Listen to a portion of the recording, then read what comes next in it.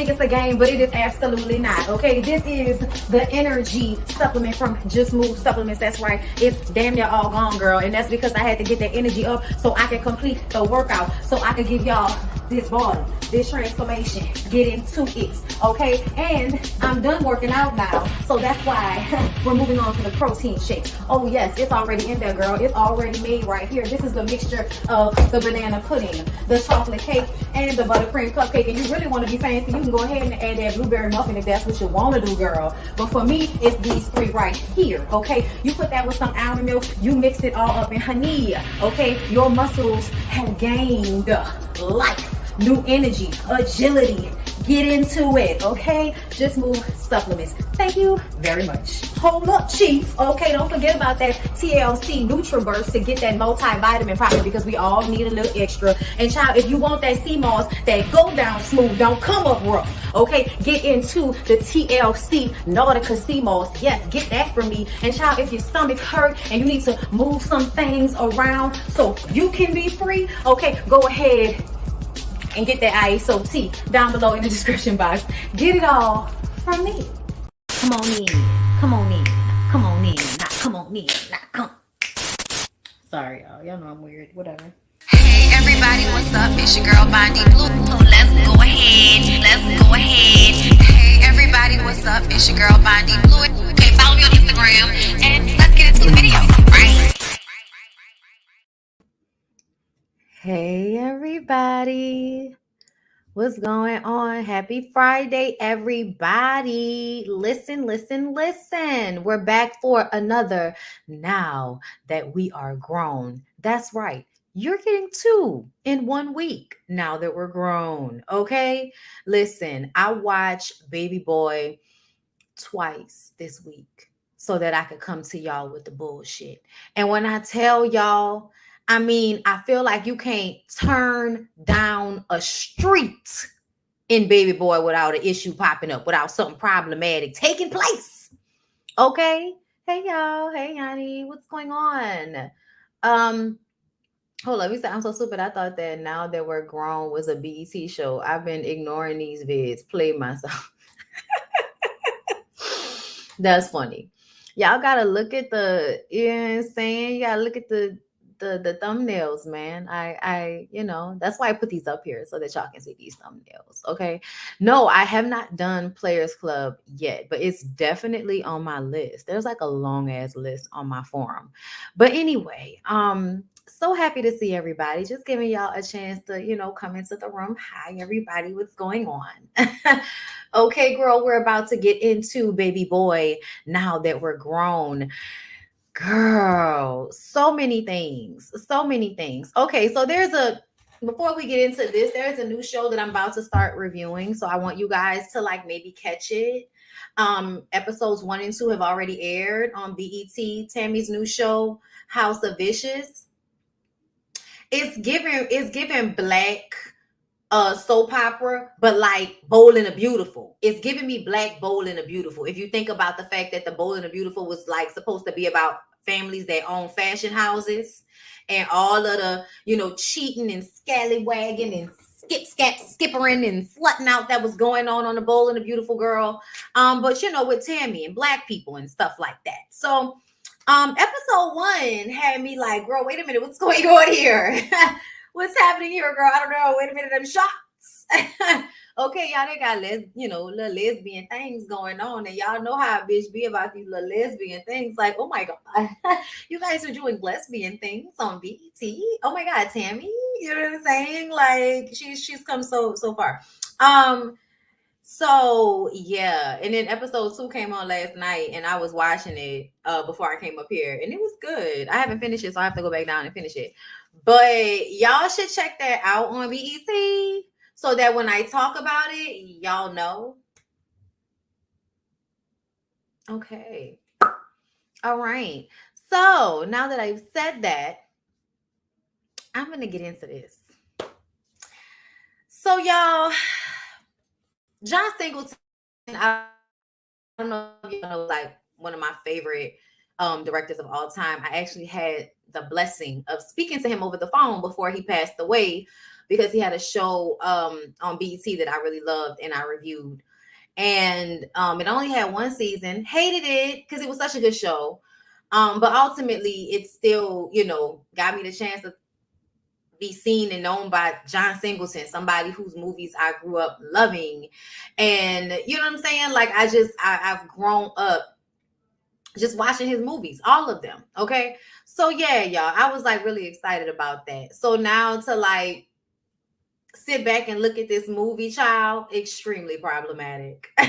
Extremely problematic. And a part of me is wondering if Baby Boy was like giving everybody a break from Boys in the Hood. You know what I'm saying? It was giving you street drama, but it was also giving you happy ending.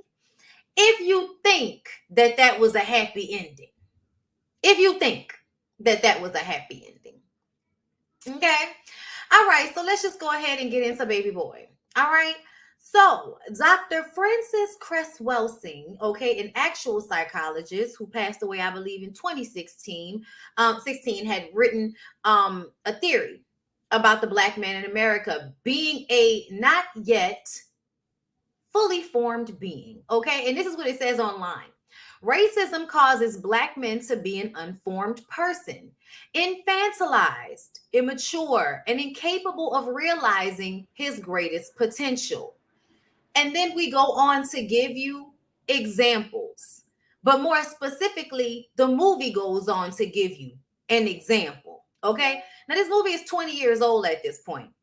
And the funny part about it is, I feel like where Baby Boy may have touched on like a percentage of Black men, I feel like now it's like most Black men in one way or another. In one way or another, everybody in some way is acting out the things that are seen in this movie, which is crazy because you would think that people's lives wouldn't really be like this all the time back then. Now I feel like Baby Boy is the norm. Whereas back then it was kind of like, oh wow, we're actually doing a movie about this. You know what I'm saying? So I feel like it's more of the norm now than it was then. So to look back, I wonder sometimes, is life imitating art or is art imitating life? You know what I'm saying? So moving forward, you guys, here's your example. Joseph Summers, okay? He was supposed to be played by Tupac, but y'all know what happened, okay? So Tyrese, okay? He's 20 years old, and we start the movie with him picking his girlfriend up from the clinic. She just got a whatchamacallit, and it was obvious that she was not happy about it. She kept pushing him away. Get off me, Jody. He ushers her into the car, her car, holding a box of lemon heads. Now, as someone who loves a good lemon head, I was like, why are you eating candy right now? Like, how childish is that? He's standing outside, blissfully ignorant, eating his lemon heads while this girl comes out of the clinic after, basically a soul has been snatched from her body. Like, it's it's perplexing to say the least, almost as if he did not understand the severity of the situation. But then when she comes out and she can barely walk and she looks distraught, and now he's showing all of this care, but the care doesn't seem genuine to me. It's very performative. Okay, so Yvette lays in the bed with her thumb in her mouth, much a childlike thing for adult women to do. I don't care what y'all are talking about. I mean, do what you need to do to lull and calm your insides, girl. But whenever I see a grown adult woman sucking her thumb, I just be like, anyway, Jody asked if daddy can do anything for her. He just wants to take care of her. And she says, it seemed like you already did that. He says, all right, well, can I take your car since I guess you about to go to sleep?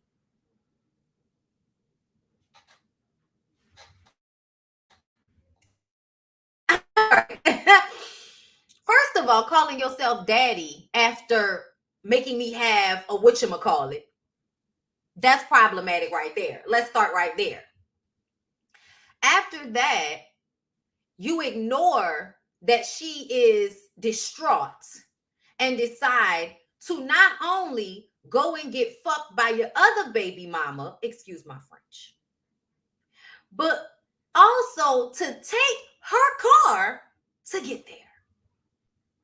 So he takes her car over to his younger baby mama's house, Peanut. Okay. Peanut lives in a nice house with her mom. And he burst into the bathroom while she's in the shower, scaring the hell out of her. And I was like, what is wrong with him? This is how you know he wasn't raised with boundaries.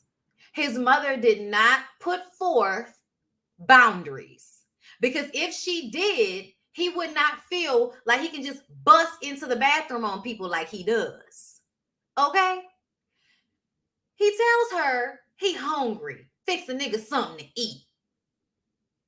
She looked happy. She jumps out the shower, I'm guessing, fixes him something to eat, and then proceeds to roll a joint. And then her mom rolls into the driveway. And so they put the weed up, and he goes out there to fetch the daughter. And the mama got a stank look on her face the whole time because she can't believe her daughter got pregnant for this bum ass.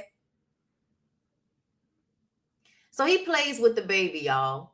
That's my baby. If there's anything I know how to do is make some pretty babies. Just saying ignorant shit that y'all glaze over. That's why I tell y'all all the time, you got to pay attention to the things that come out of people's mouth, because it says a lot about the way they think. We ain't seen Peanut baby no more after this, okay? Except for when Peanut came pick the baby up from his mama house and Yvette was holding the baby. We'll get to that. But just a reminder, we ain't never seen that baby really again like that. Yeah, he went and brought her some clothes. He thought about her. But because he wasn't with Peanut, her child did not get the same amount of effort that JoJo does. Anyway, Peanut mama don't like him, and she shouldn't. So like I said, he plays with the baby, rocks her to sleep, and then goes into the room with Peanut to smoke the joint she rolled, and they turn up the music, and he says, go ahead and pull a damage out. Like, the audaciousness of you to literally be driving around in one woman's car all day, no job, doing nothing, while one is laying at home with her womb sore, to go over and wear this one's womb out with her baby in the front with the mama, acting like you did something as a daddy because you rocked the baby to sleep for 10 minutes. Oh Lord, so problematic. It's my baby mama, you know, child support. She get welfare checks, but I stay in court. It's my baby mama, you know, have it, and she always looking for sugar daddies. Okay, I'm sorry, that's my song. Anyway, so after that, he goes home, and his mama, Nita, for Juanita, okay, Miss Juanita, is planting a garden with her new man, Melvin. Child, Melvin is something to be seen. Child, Melvin is a old hood bitch's dream. Okay? Do you hear me? He's done time, but he got out. He turned his life around. He owns his own business. He's big. He's fine. He knows how to do something called the jigger squat. Okay? He's not asking you for money. When he take you out, he gonna pay for everything. He smell good. Okay, my nigga wears Stacey Adams. Let him know it's real, OG style. Okay?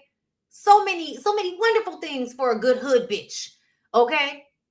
When you look at Melvin, you know what I'm saying? Cherry on the top, he's done time. That's a cherry on the top. I'm gonna tell you why. Because for a lot of women who love a rugged or a hood man, because they like the aggression and they like, you know, they like for a man to be kind of crazy after him. It makes you feel good. It makes you feel like somebody really is into you and really wants you. But it's a fine line between somebody having passion for you and somebody being crazy. Somebody being someone that you should be scared of. Okay? And Melvin is teetering on the line of that, especially for Jody, because Jody sees him and look like he smells shit. Okay? He tells his home, I'm sorry, no, That's what it is. So later he tells his homeboy Sweet Pea he knows Melvin will want to move him out so he can move in and start going upside his mama's head. Apparently, Jody has been traumatized by his mom picking killers for boyfriends in the past.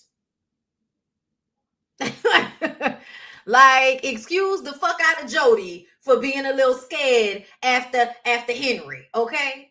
So Yvette talks to her homegirl, Sharika, about her latest whatchamacallit. And she tells her that she needs to leave him. They forever up at the clinic, and he can't, what she said, he can't be feeling like he owned you.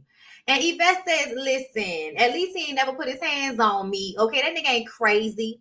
Bitch, please. And how many times has Chris gone upside your head and put his foot in your ass? Okay, girl, how your eye feel? And we switched camera shots to seeing Sharika and her old man in the background. And she was like, it's all right. It's all right. Nasty black eye.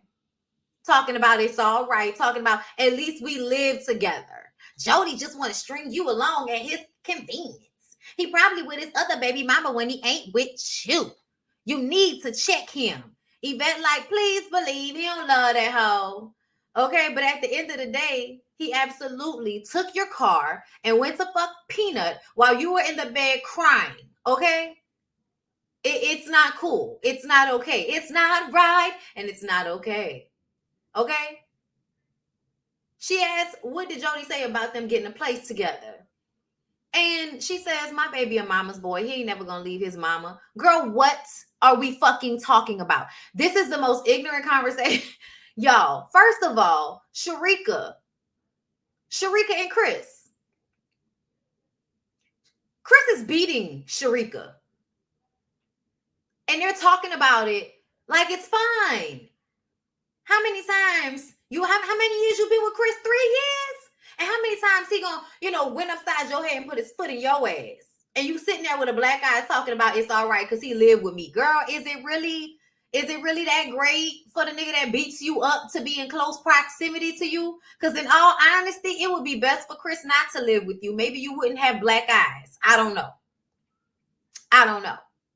But to normalize such behavior is just, I cannot.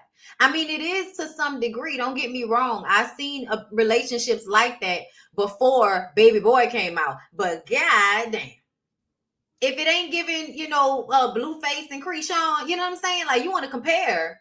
This is the shit that we should be comparing it to. Okay?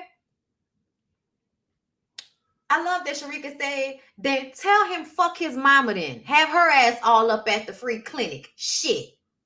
Also, did y'all notice how Yvette and Sharika, even though they may be friends, there was a competition on whose nigga was the least fucked up? Like, which one of our niggas is the least fucked up? Let's go. All right. My nigga beats me. My nigga doesn't. My nigga cheats on me. My nigga come home every night. Like, girl, all of it's bad. All of it's bad. Right. And the way Yvette threw that shit in her face talking about, girl, how your eye feel. Bitch, we can't be friends after you ask me how my eye feel. Like, it's cool. I mean, but Sharika obviously don't give a fuck talking about it's all right. It don't look all right. It look bad. Child, Jody is at home angrily building toy cars. Did y'all see that? With the mural of Tupac on the background? Like, I don't know if I noticed how angry he looked. Feel me?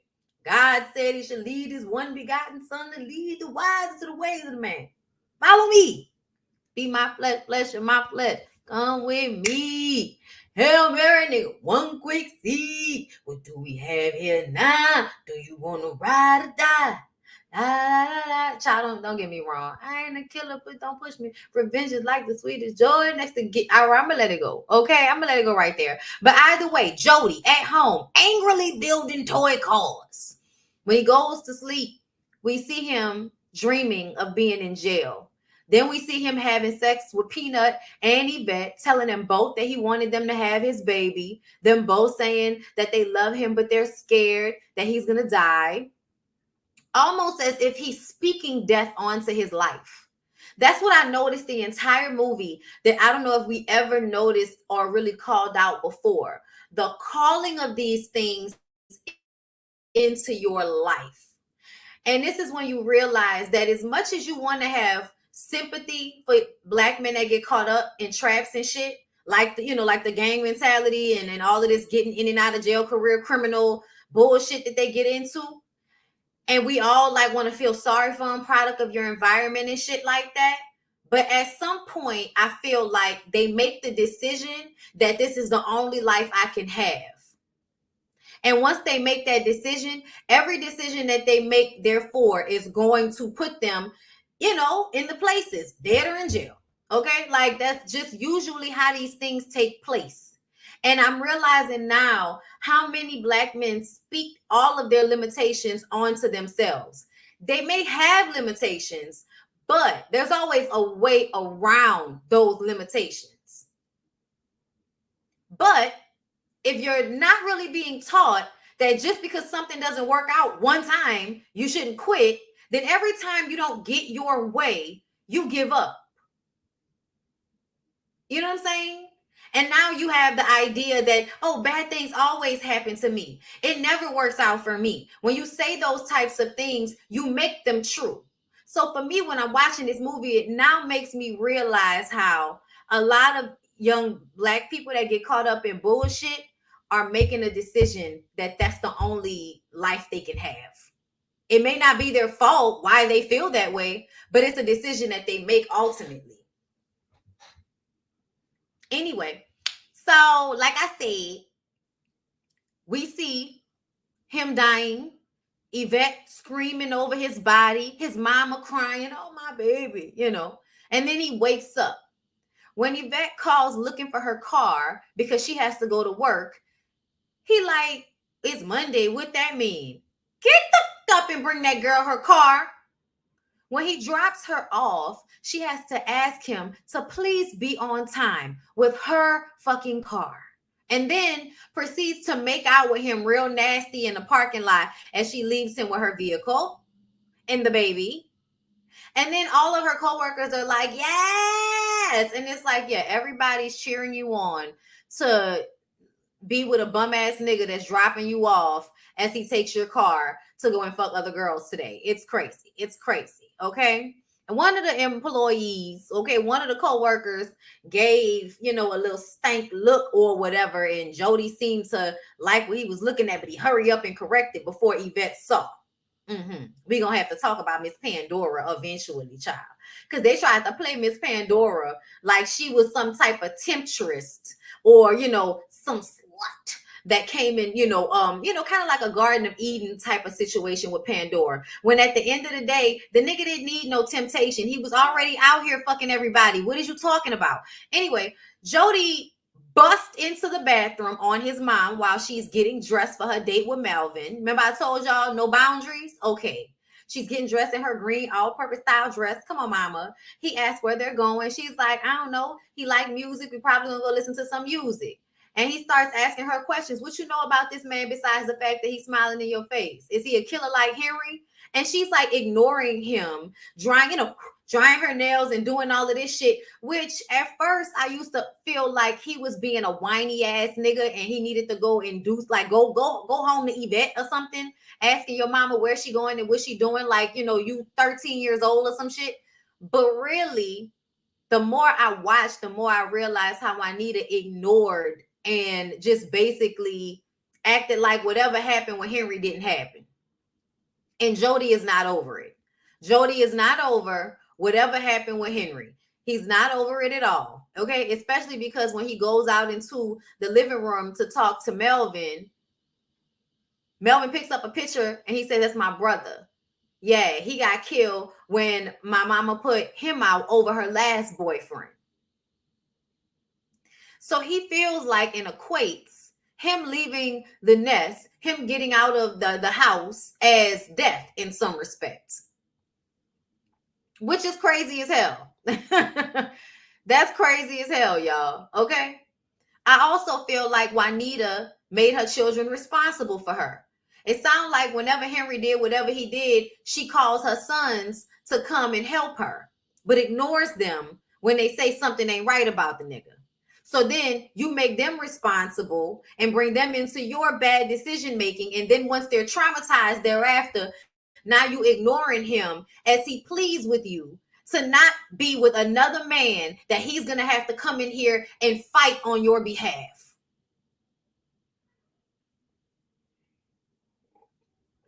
It's crazy. Yeah. He lacks the emotional intelligence because so does she. Because she ain't nothing but a 30-something-year-old mama. You know what I'm saying? 30-something-year-old grandmother. So Jody joking about, chaperoning you old folks and mama get me a cheeseburger, just all pathetic. Like, I don't even know like why you thought that looked cool. Like, you don't even see how dumb you look running behind your mama while she go on a date with this nigga twice your size. Like, stop it. You don't pay any, like, stop acting like you're an adult in this situation. You're not an adult in this situation. I feel like both Melvin and Juanita would just look at Jody and shake their head when really they should have forced the confrontation from jump. Like, she should have been told him to get the fuck out of her house. It shouldn't have been no, when you gonna leave? No, don't ask. Get the fuck out. Get out. I don't care. Get out. I don't want you here no more. Get out. She did. I'm gonna tell you what she did. Go in the house. Too funny. What she did though was she made him so uncomfortable that he had no choice but to find a way to get the fuck out her house. Okay. Jody and Sweet Pea meet down at the swap meet, and Jody says, "Today I begin a new life, for I am the master of my abilities, and today is going to be a great and beautiful day." Jody tells Pete, everybody moving, making money while they standing still being broke. He figured something out. All this shit in the world moves through commerce. Okay? Commerce, nigga. Transactions. Okay? He says he's going to be a seller and change the game. All right? So now he's going to start selling something. So here's the thing about that. This is the part where Dr. Frances Cress Welsing, the part of what she says about not realizing their fullest potential. Because the niggas will have potential. This is perfect for Jody. But where did the speech come from? Where did the speech come from? And where did that language come from? I'm a master of my abilities. What book were you reading? Like, where did you get that shit from? Did you get that from one of your mom's books? Sitting in the bathroom reading one of her books that she done left in there? I don't know, okay? But what it makes me think of is that there's always something fantastical or unrealistic about these movies. And that's what we've noticed, right? As we've been watching them, we've noticed that as much as they are extremely realistic, they can be very idealistic with the way they will try to shape a happy ending for you, okay? So Jody deciding now, after not having a job, not doing shit, to now become the master of his abilities out of nowhere, and he's only 20, but it still feels like unrealistic shift. Okay, so he talks to his mom because he wants to be a booster, right? So he talks to his mama and Monique. Child, love Monique during this phase. Ooh, that sounds like sex. Because basically his mother explained that if he wanted to boost clothes, he needs to know the difference between being a salesman and being a shyster. A good salesman will have you coming back to spend more money, whereas a shyster will have you feeling like you got took. She tells him he needs to know the type of dresses that women like to wear, what's in season, what feels good on our skin. You need to know women's sizes, okay? I'm a size 6. That's average. No, I'm a size 16, Jody. Now, you remember that? You'll make a lot more money. Then tells him to make sure to get those, I'm sorry, y'all, my dog is barking. He's just distracting me. Then she tells him to make sure to go and do it on payday. So Jody, having this potential, goes to the hair salon and walks up on the owner of the hair salon all sexy and soft like and says, "Hey, how you doing? My name is Joseph Summers, and I was told you're the owner, and I wanted to come and show some of my merchandise to your clientele, but I didn't want to do so without you blessing me." And all of the women are already looking at him. He's chocolate and he's in great shape. He looked like he got a 6-pack through his clothes. All of the women in there are looking at him like they will take him on a ride. Okay. So you can see the lady looking at it, sitting in the chair. So of course they let him come in and sell some clothes, right?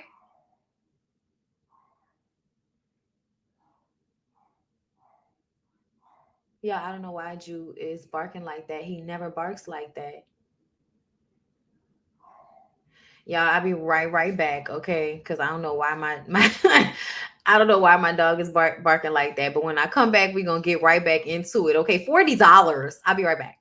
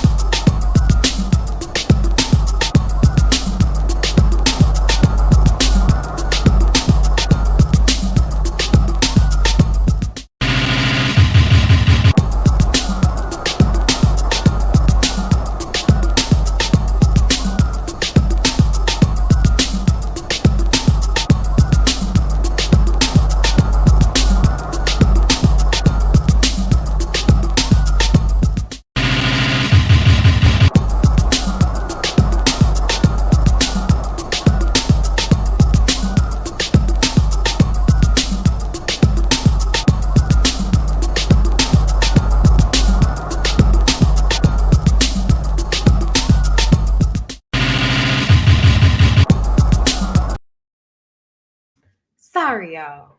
I don't even know what he's barking at. Anyway, my bad, y'all. Hope y'all liked the video. Okay. $40. Y'all, Jody goes in there and flirts with every single woman in there. Oh, this all purpose style. Oh, I see. Yeah, you gonna like this. You definitely smashing some of those women the way you touching on them women. Y'all, this nigga, oh, you like that? Yeah. I was like, what is going on? Like, almost like you could have been getting paid for dick too. But he ended up making $400 the first day he did it. Okay. So $40. Squeeze my tiny ass into this upstage. These bitches in here. You like this girl? Cute. Listen, I miss the bloopers. Can I tell y'all? The DVD used to have bloopers, and I miss it so much.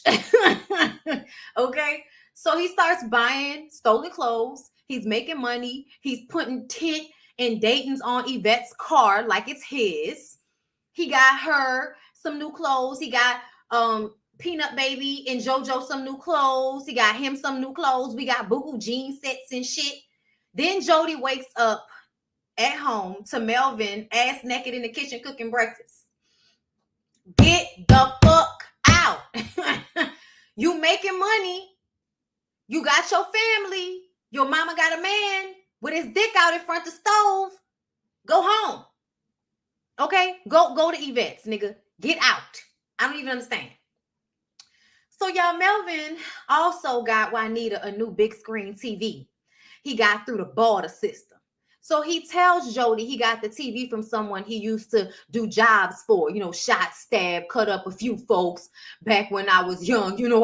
I was young, dumb, you know what I'm saying? All kind of shit like that. Like you, Jody. I swear old niggas never know how to lead. It's like they can't just talk to you like a normal person. They got to shade you at the same time, okay? Because why you got to call him young and dumb? He is, but now he's not listening to you. He wasn't really listening to you before, but that's not helping. However, Melvin says, he didn't have his dome straight, but then he tells him, me and your mama getting really serious. So if you need any advice, you can come to me because I've done it all and I've seen it all to the fullest, okay? And he tries to dap Jody off, and Jody leaves him hanging and kind of ifs at him like a badass little boy. And honestly, I just kind of felt like this happens a lot. Your mama get a boyfriend. You niggas always feel like your mom is your woman. It's very weird the way that happens, but I feel like that has a lot to do with the way the mother leans and depends on her child when the man is not there. Okay? It's a very unhealthy thing the way women become absorbed with the men they become in relationships with, because honestly I feel like I low-key experienced that in my own family, where you kind of feel on the outside looking in, depending on what your parents are going through. If they beefed out, then y'all best friends. As soon as they back good, then you're on the outside looking in. And I feel like that's probably in some way what the boys with Jody and his brother were made to feel like, which is why a man coming into the picture means for them, or means for Jody, that he now has to move out. He now has to dismiss himself because she's found a man to replace him. And that has to do with the boundaries. You have got to have better boundaries with your kids. And when I say this shit, and I made that comment about that woman, who did the photo shoot, the Spider-Man photo shoot with her son. And, she kisses him on the mouth and reenacts this romantic scene. And it was more so about reenacting a romantic scene, but then also the second photo, the way they were posed together with, back to back, as if I have his back, he has mine. And I'm like, but he can't have your back because he's a child. But to me, people don't think about those things. But to me, body language and the way people show, affection and all of that shit says a lot about what goes on in their mind.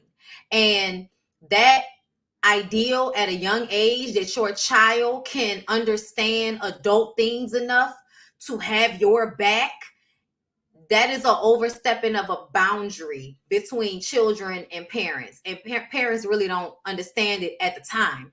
I don't think they do. I don't think they know what they're doing. But I think when you look back on it, you can see how as a child you were probably made to be responsible for your mother or your father's feelings in some respect. And then thereafter, that causes issues with your relationships and how you're able to detach from them and have your own shit going on. It becomes harder to do. So in essence, Juanita complains this entire movie about him needing to get out of the house. Yet what were you doing in his formative years in order to create the independence? You know what I'm saying? Like, I have to wonder. It can't always be, oh, this is just what happens. No. What were you doing during his formative years that now that he's 20 years old, he is scared to leave your house? Okay. So where was I? Melvin leaves to go to work. As soon as he gets in the car and rides away, Jody screams, "Mama!" We hear him do that several times throughout the movie. It's hilarious. Okay. You got this nigga living in here. You got this nigga living here. He in the kitchen cooking up all the eggs and shit. Fuck. And mama said, I gotta have a life too. What the fuck? You got a life? I gotta enjoy my life. I ain't like Big Mama. I got to have me some fun. Which means my life is not over because your granddaddy dead. Or because he left. No, I'm not doing that shit. You got me up, okay? Which everybody should understand at this point. I was just watching Real with Yanni, and we keep, she keeps reiterating how what worked for our grandmothers is not working for us, like, or even for our moms. You know what I'm saying?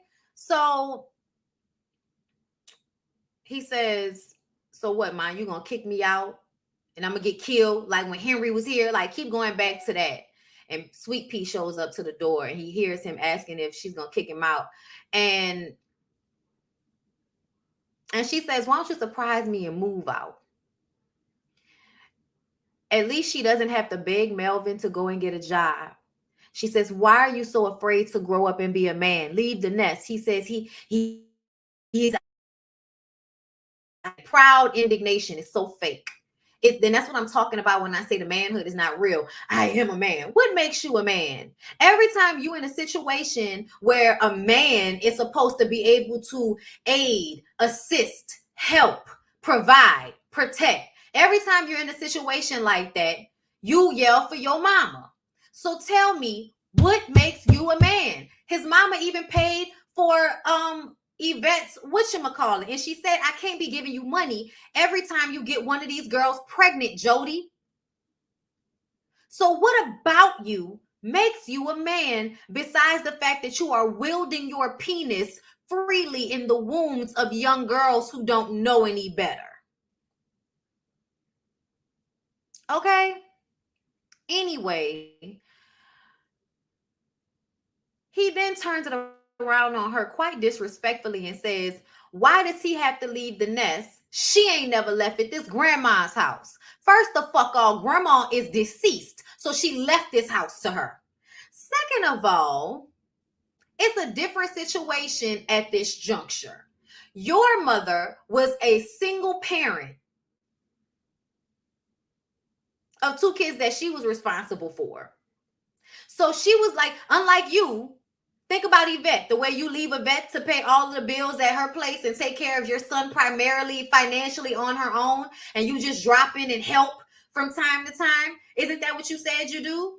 So understand how your mother needed to stay with her mother so that she can afford to take care of you and your brother in California.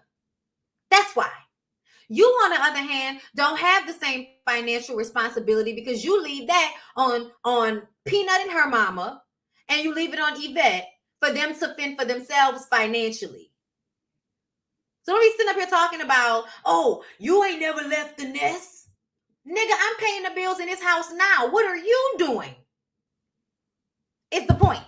Okay? How dare he? And she just was quiet and let him get away with that. And that's what I mean. Why would you even let him get away with saying some crazy shit like that? What you talking about, man? What?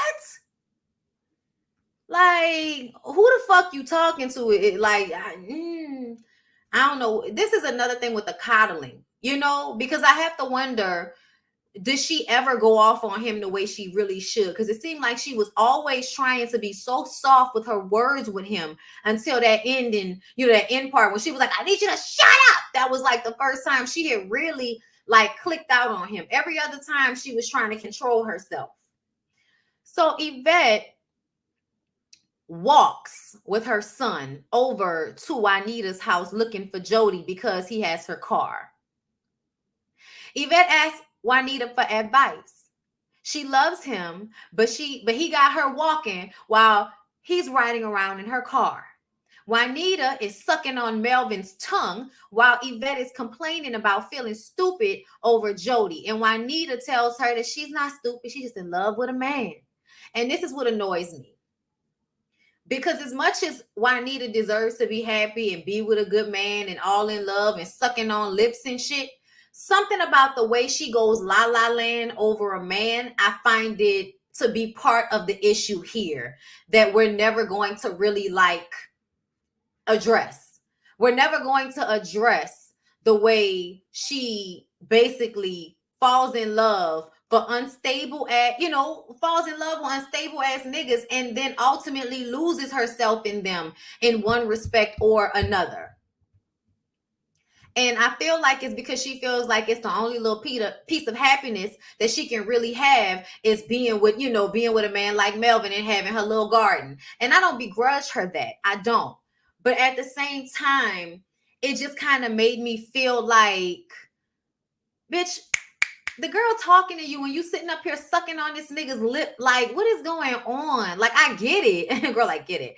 But it felt like it was the projection. It was showing how Juanita will lose herself whenever there's a fine ass man that she wants in front of her, which means you probably didn't pay attention to your boys the way you should have whenever a man came into the picture, i.e. Killer Henry. Okay. Nita tells her that she's not stupid. She's in love. She tells her being used is temporary, but If it feels like she doesn't have anything left to give herself or her baby, then she has to let it go. Then Peanut comes in to retrieve her baby that Yvette at the time was holding. And she hands the baby to Peanut, and the baby bursts into tears. I don't want to go with you, mommy. I want to stay with Yvette. And then as she hands her the bag, she does like this to show the Jody tattooed on her titty. Now, mind you, Jody does have Yvette tattooed over his heart as well. But still, it was such a weird flex. It was such a weird flex. He's still fucking her. You having his name tattooed on you, or her looking at the tattoo while like looking at your name while fucking him, girl. Like, you're not winning anything. Calm down, Yvette. Calm down. You're not winning anything. Okay. Oh Lord, you know what I'm saying? Because I was just like, girl, I love the way Peanut had that I don't give a fuck face on. Like, girl, I don't give a fuck fucking that nigga anyway. You can be tatted up all day, bitch. I'm still fucking him. Anyway, so then Melvin beast fuck Juanita because we really trying to get Jody out the house. Okay, around circus, take it, and jigger squat. What the fuck is that? Okay. Anyway, the next day after they finish fucking up, you know what I'm saying, her house. Jody is complaining about Melvin to Peanut. I mean, to P, not Peanut, to Sweet Pea. And P offers to take him out. And Jody says, nah, let him breathe. You know, as long as my mama happy, he good, you know. And Melvin can hear him. So he was like, I hope he can hear me too, nigga. And Melvin walks in, yeah, I can hear you, little nigga. Okay. Melvin is cutting his bald head with a old school razor. And I didn't see any shaving cream, which means that nigga is crazy. So he walks into the room and he says, you know, the problem with you little young niggas is y'all think y'all know everything. But see, this whole world is built off of two things, guns and butter. Okay? Guns is real estate, art, shit that appreciates in value. Okay? I will always remember this conversation. But butter is the stupid shit, money, you know, I mean, clothes, jewelry, and all that other shit that don't mean nothing once you buy it. Okay, that's what this whole shit is about. Guns and butter, baby. You know what I'm saying? And he told him something about, you know, his little hustle shit, you know, that's cool and everything. I think he might have said that when he was talking about the TV and the barter system and all of that. But either way, Melvin was forever trying to teach these niggas something. They like threatening to kill him, and Melvin is still in there like trying to teach them a lesson. And then when he walks out, and you know, he was like, "Sit nigga, be in here, fuck, you know, fucking my mom every night," some shit like that, talking that shit every night. And Melvin said, "What?" And they both got quiet, and it was so funny to me because P is a thug. Like P is baby Melvin. That's why they both look alike. Okay, P is baby Melvin out this bitch, but you see, he didn't press him. He didn't press him at all, bro. Okay? Melvin was right. Melvin was always trying to teach these niggas something. I honestly feel like Melvin fucked up things with his own children so badly that he wanted to be able to be something for Jody because Jody never had that. But for me, it just brings to mind how many of you men want to be a father to somebody else's children, but won't put forth half the effort with your own because you don't want to have to deal with the abandonment. And that's the thing that makes me so aggravated. Like, everything is not going to be a good experience for you. Sometimes you're going to have to like go through the negative emotions of your kids being angry with you before you can get to them forgiving you, especially when you haven't really been there. So it's really like bothersome to me for men to always, not just men, women too, but for parents, period, to always feel like they don't have to be as sorry as they should be for fucking up their kids. Jody is at home arguing with Yvette. She doesn't have focus. Like, he come to her house, the house dirty. She been eating pizza instead of cooking, but she been in the house all weekend while he been driving around in her car. Okay. And she been like, since you been so busy, let me smell your dick. Her nerves bad. And we like, what the hell's going on? Why are you trying to smell this man dick? Okay. She does. He said it smelled good, huh? And she was like, you probably washed it off. And then she explains that her friend Sharika's old man Chris told her that Sweet Pea and Jody was down to the strip club spending money on bitches. Not the one of these niggas got a job. Okay, Jody's selling his clothes, so he'll be a little bit more better off.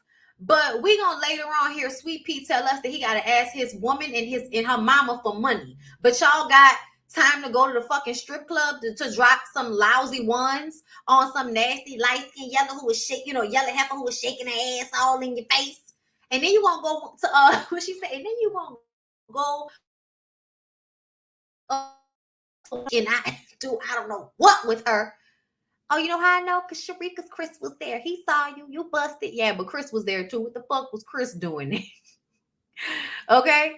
And she was like, he tried to lie about it. And he said all he did was get a lap dance. He didn't fuck. But she don't believe him because, he the type.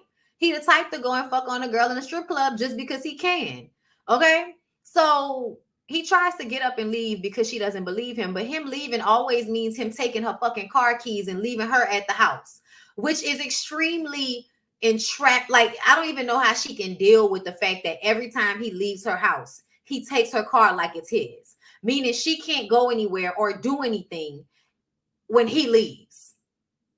And he can go and do whatever the fuck he wants to do in her car that she pays the note on. That shit makes me so upset. So it's so weird for me to watch them argue, scream back and forth in each other's faces, all up and down the stairs, that they hate each other, that he ain't shit, that she gonna go and do what she wanna do, that she gonna go out because other niggas be asking her to go out, and she don't never do it because she being stupid, sticking to his ass. She gonna call his parole officer, like all of this shit, right? And then they end up fucking. And y'all remember, oh my God, Daddy Dick, and I'm gonna cook the tacos and I'm gonna clean up. And it's so funny to me the way she really did get up and go clean up her own apartment and cook this nigga something to eat and feed him like he had done something besides fuck her. He got a nut too. That was a mutual exchange. He wasn't deserving of anything because he brought your car back, fucked you, and then yelled at you about how dirty your place was. So that you could clean it up, cook him something to eat, so he can then leave and take your car keys again. And that's what I'm saying. Like, when are we gonna start thinking about what we're doing here? Like, he wasn't deserving of you to, like, make him feel like a man. I didn't even like that. You gonna clean up, you gonna cook, nigga. You don't pay bills here. You don't even live here. Why does it matter? Like, take your ass to Lucy's and get a fat strawberry shake and get the fuck out my face. Okay, but she tells him while they're laying in the bed, child, with that, I'm wishing on a star to follow where you are. I'm wishing on a dream so far away from me. And I wish on all the rainbows that I see. And I wish on all the people you ever meet. I ain't gonna lie, that's my shit. I'm wishing on a star. I'm fucking it up. Follow where you are. Okay. Anyway, I'm sorry, y'all. I love that song. But she says that she loves him. She doesn't hate him, but she's scared like they're not gonna be together or something. And that's another thing, y'all.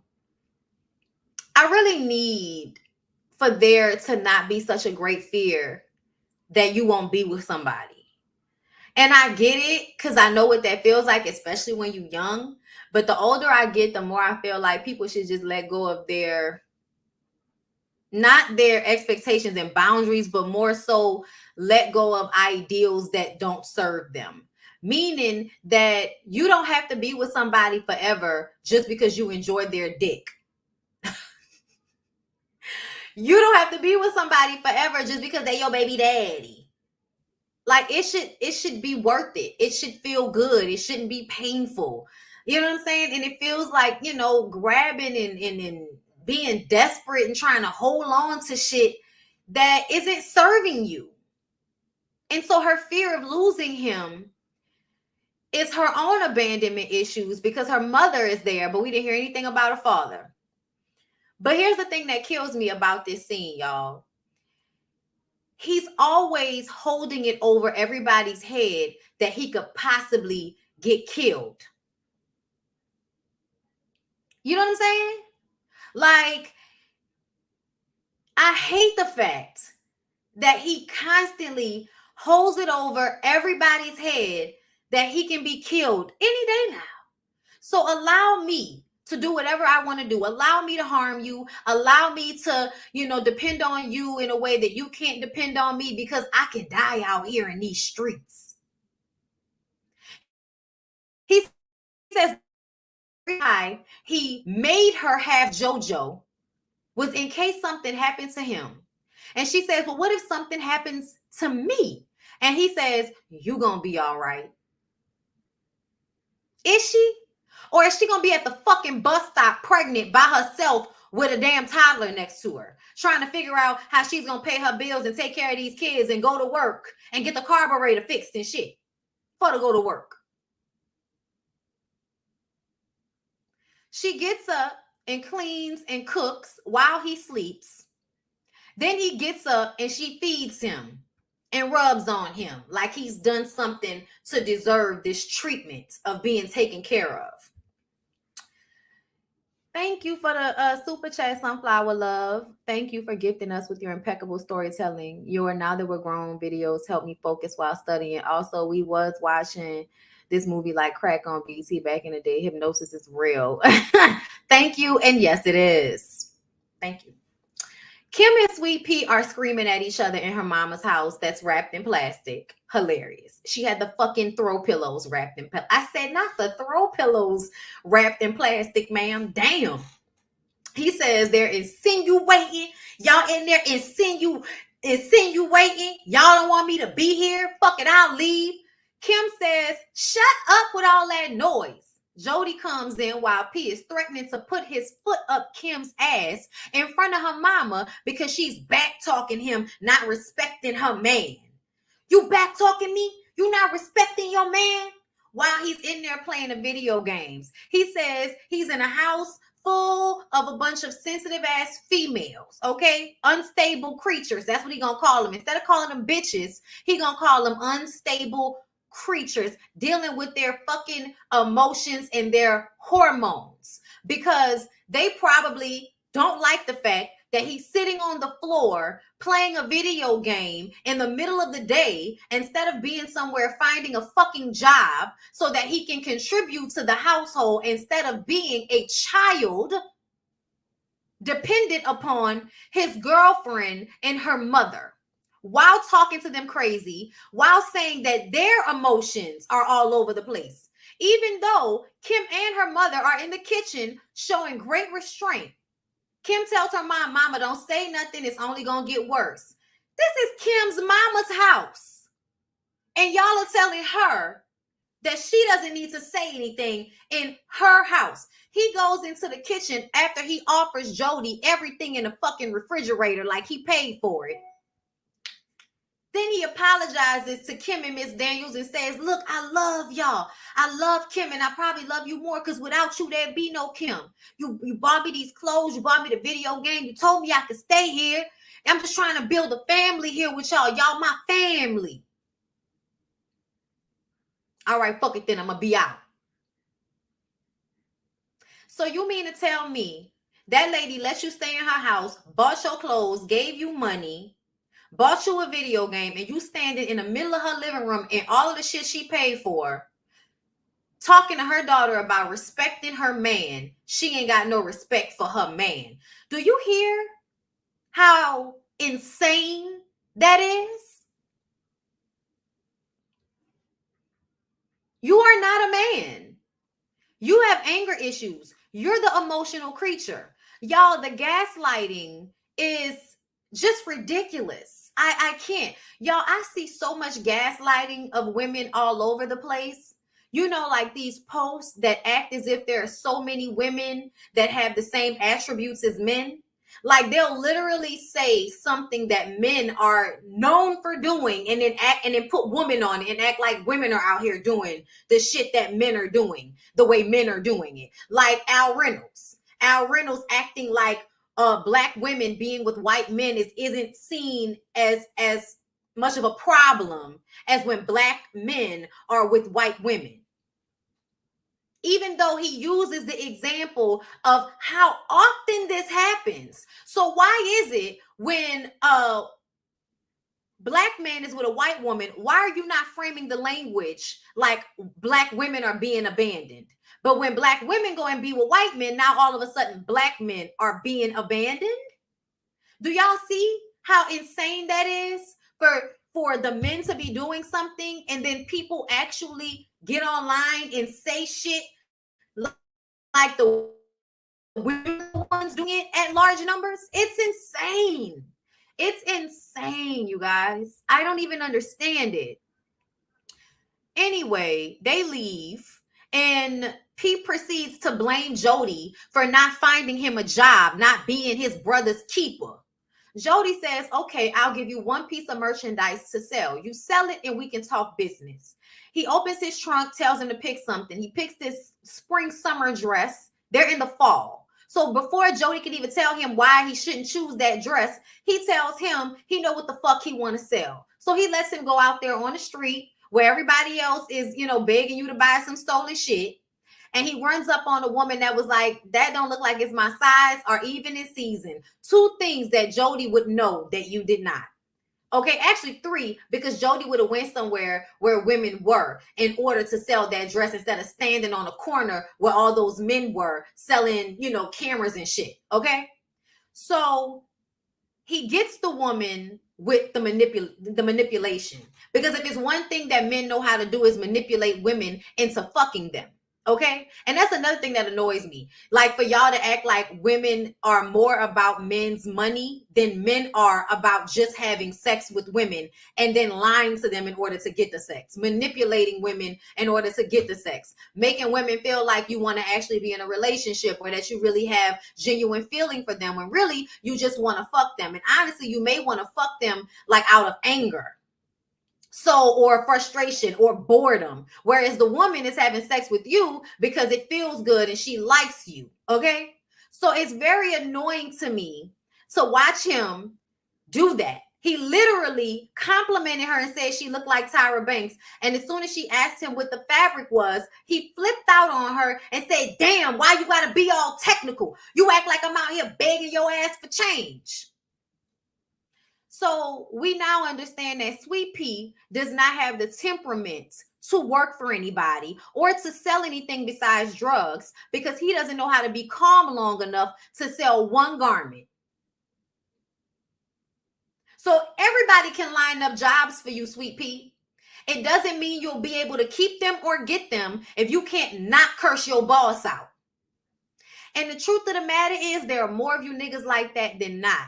Y'all cannot, especially if y'all have bosses at these jobs that are women, y'all cannot take people telling y'all what to do or people reprimanding you for not doing something right. Y'all are unstable and y'all can never take it when people keep it a buck. That's why y'all don't have good jobs the way black women will have a good job. Like, and that's no disrespect. I know a lot of black men with good jobs. I'm not saying that y'all don't have good jobs. But I'm saying, y'all see just in this movie, the way it looked like Kim got a job, Kim mama got a job, Jody mama probably got a job somewhere we ain't even seen it. But we know she probably do something because she maintained herself very well, okay?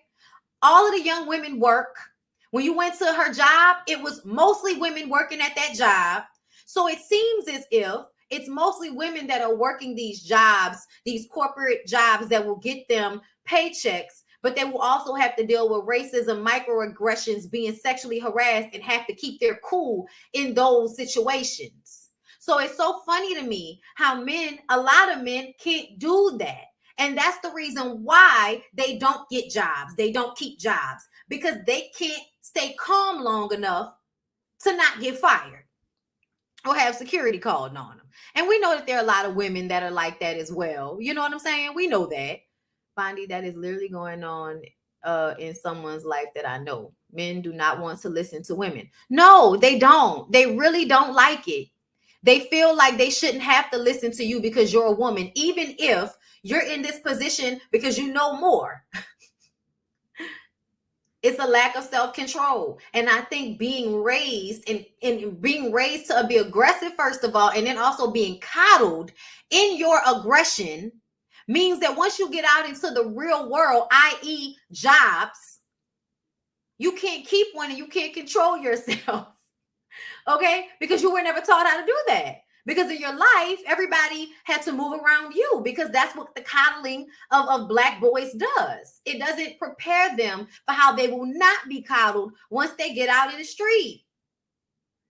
The idea of babying the fuck out of somebody in order to prepare them for the way the world is going to kick their ass is stupid.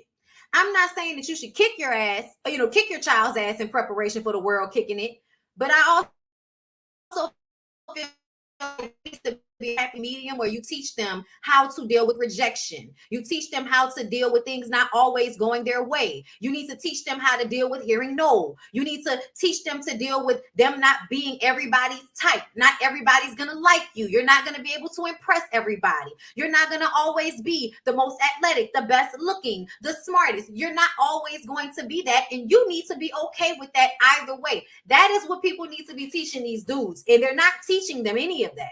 It's almost like pretend like he's the best thing since sliced bread until we can't pretend anymore. And then we just be silent about it because we don't want to have to argue with the nigga because we've now created this monster that can't be told anything.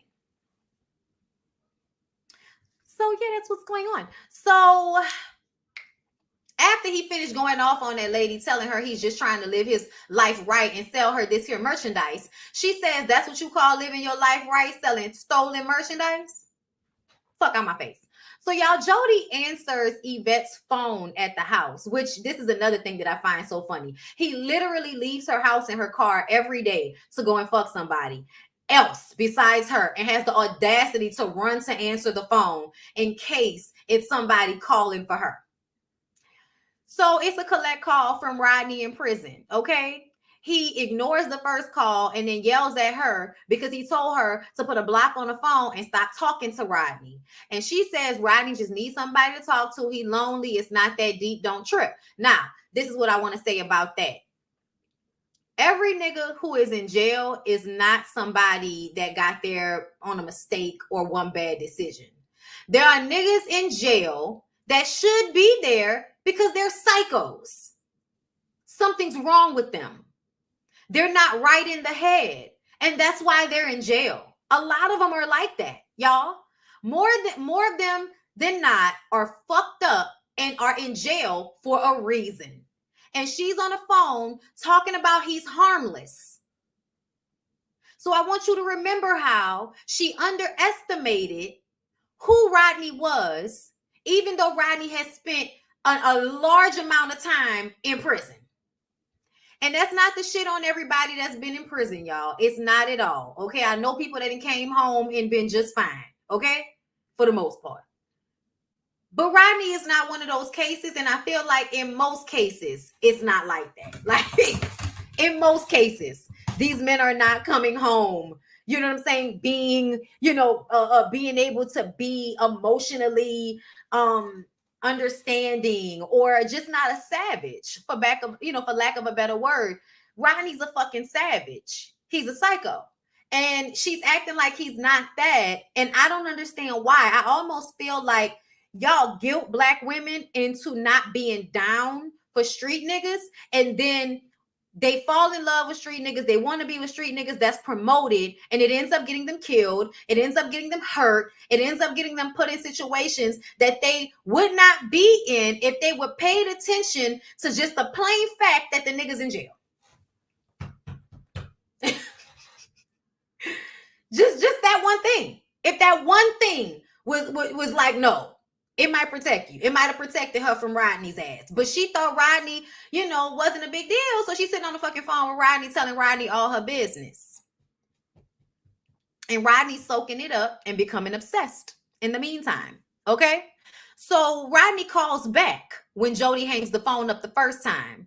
And Jody does the fake, I'm big in the chest. Why you calling my phone, homeboy? And Rodney say, nigga, is this Jody? The bitch ass nigga that's not taking care of his responsibilities as a motherfucking man got my boo pregnant? Nigga, you's a bitch. Love Snoop in this movie. He's terrible, but I love him. And Jody said, Man, listen, you in prison, okay? Like, once you concentrate on not dropping the soap, you bitch ass nigga, you know, they hang the phone up on one another, nice beef, okay? But we didn't realize the reason why Rodney was calling Yvette was to tell her that he was going to be getting out of jail soon. And I need to understand how the penal system allows for you to put somebody's name down without asking them if it's okay for a fucking inmate to stay at their house. Jody then tells Yvette that she put a goddamn block on my phone tomorrow, Yvette. And I'm like, it's not your phone. You don't live there. Suck at it. Talking about that's why you needed an extra $100 on the phone bill. Jody then talks to Sweet Pea about Yvette not trusting him and having to deal with Melvin. Okay, he's stressed out because Melvin is, ghost fucking dog fucking to piss out his mama, and mad at Yvette because she doesn't trust him because he's not trustworthy. It's insane. He's laughing about it. That girl is literally over there like sad, depressed, anxiety filled because she's worried about him cheating on her. And he's over there laughing about the fact that she's wondering if there's a bitch in the bathroom, if there's a bitch at the store. Apparently with you, there's always a bitch somewhere. Okay. P starts talking about how he wants to be baptized so he can try to keep from doing something. He says he don't even stay over at Kim's house no more during the day. He leave at 9 o'clock in the morning and come back at 6 like he was out doing something constructive. He got to ask his woman and her mama for money. You think that make him feel like a man? And Jody was like, you got to figure out something you good at. You know what I'm saying? Figure out something that you good at doing. And he was like, I'm good at robbing. And it's like, okay, so maybe if you can learn how to control your anger, you can figure out what's the legal way to rob people. Because if you pay attention, I feel like the caucasity of the system in which we live, white people have figured out a way to do everything legally that they make illegal for black people. So you just have to figure out the legal way of doing whatever it is you like doing. What you want to rob somebody? Go work for an insurance company. You want to rob somebody? Go work for a bank. You want to rob somebody? Go work on the stock market where they create fucking numbers out of nowhere and fluctuate it up and down so we can be out here struggling and shit. Yeah, no, P is absolutely depressed and anxiety filled with no recourse whatsoever. Because in this time period, nobody in their hood is talking about therapy. Thank God for social media. I swear to God. And I know a lot of these dudes have access to therapy and they aren't using it. They still gonna be out here fucked up. But I would like to say, the early 2000 hood niggas is not the hood niggas of 2022. It's not. So there's definitely a difference. Okay. Right, exactly. I told all my exes this. If you can sell drugs, go work in pharma. Hello. That's what I said. I'm like, so you don't want to just do this legally? Like, you can literally go and sell drugs for pharmaceutical companies and make big bank. Oh, I like you can. It's a hustle. It's a hustle because you got to show up. You got to aggravate the shit out them people. Okay. Like, I'm just saying. So it's just, or go move to a state like they was in California. All he had to do was wait a little bit longer and open up a dispensary. Or go in, go in on half or partially on a dispensary or some shit like that. Okay. But either way, Like it's just like, I really wish that y'all would game the system. Like that's the way, that's the way around it. Game it. It's what they do. Like pay attention and learn something from how they're gaming their own system. It's hilarious. Anyway, so Juanita is in the garden. The garden is finally blooming and she's sitting there drinking her wine. Her tomatoes then got bright, fat, and red. And I thought this was a beautiful moment to show how that woman manifested that stuff for herself. She said that's what she wanted and we got to see it happen for her. You know what I'm saying? So Jody is in the garden pulling up weeds. Melvin comes outside to work in the garden too, and Jody gets up to leave. And Melvin is like, why every time I come out in the garden, you got to get up and leave? We got to stop all this. Like Melvin doesn't want to fight with Jody, but Jody is being stubborn. Okay.